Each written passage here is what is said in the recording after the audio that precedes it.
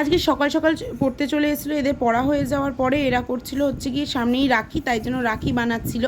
এই যে দেখো কি সুন্দর সুন্দর ওরা রাখি বানিয়েছে। এই যে আর একজন মুখ চাপা দিয়েছে, এটা মুখ দেখাতে এদের অসুবিধা কি বুঝলাম না। তারপর আমি চলে গেছিলাম স্কুলে গিয়ে টপাটপ করে ক্লাস নিয়েছিলাম।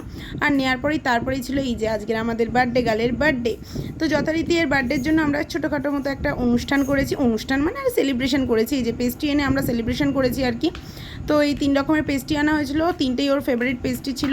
তো মোমবাতি এনে আমরা যেইটুকুনি পেরেছি চামচ দিয়ে কেক পেস্ট্রি কেটে একদম সুন্দর করে আমরা আমাদের মতো করে সেলিব্রেশন করে নিয়েছি।